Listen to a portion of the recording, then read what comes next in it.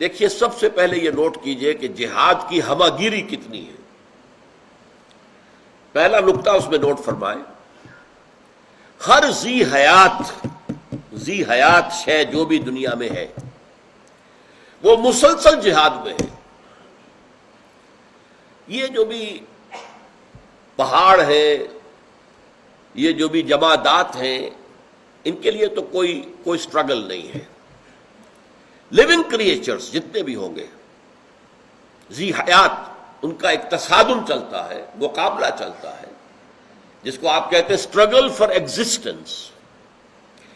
اس لیے کہ ہر ایک کو اپنی زندگی کے لیے کچھ بنیادی ضروریات لازمی ہے جو فراہم ہونی چاہیے، اور اس کے لیے مقابلہ ہوتا ہے، کمپٹیشن ہوتا ہے، ایک دوسرے کے خلاف آ کر جد و جہد ہوتی ہے، اسٹرگل فار ایگزسٹنس.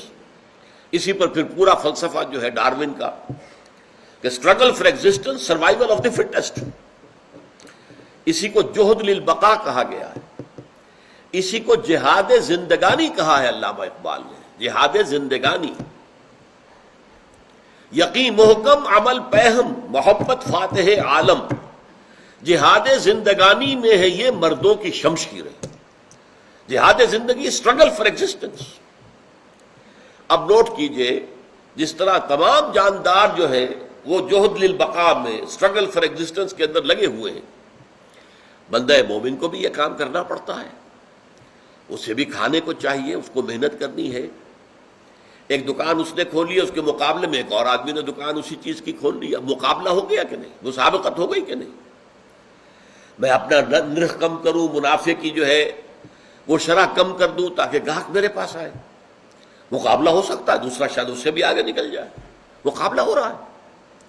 تو یہ مقابلہ جب بندہ مومن کرتا ہے تو اگر اللہ کے احکام کی پابندی کر رہا ہے، کسی حرام میں ملوث نہیں ہوتا، صرف حلال کے ذریعے سے جتنے بھی ذرائع ہیں، اس جہد للبقاء کے لیے وہ جد و جہد جو کر رہا ہے وہ حلال ذرائع سے کر رہا ہے، تو اس کا یہ عمل بھی عبادت کے درجے میں ہے، اس میں بھی ثواب ہے. اور اس کے لیے بھی ہم کہہ سکتے ہیں کہ اس کے لیے اسے اللہ تعالیٰ کے ہاں بہت بڑا اجر و ثواب ملے گا. القاسم و حبیب اللہ، حضور نے فرمایا صلی اللہ علیہ وسلم کہ رزق حلال کمانے کی کوشش کرنے والا اللہ کا دوست ہے، اللہ کا حبیب ہے، اللہ کا چہیتا ہے، لاڈلا ہے. یہاں بھی فرمایا التاجر الصدوق الامین مع النبیین والصدیقین والشہداء. وہ تاجر جو سچا ہے، امانت دار ہے، جھوٹ نہیں بولتا، جو شے بیچ رہا ہے اس میں اگر کوئی نقص ہے تو واضح کر دیتا ہے کہ بھائی اس میں یہ خرابی ہے، یہ دیکھ لو. اور جو کوئی جھوٹ نہیں بولتا، دھوکہ نہیں دے رہا، اس کا رتبہ جو ہے وہ انبیاء اور صدیقین اور شہداء کے برابر ہو جائے گا.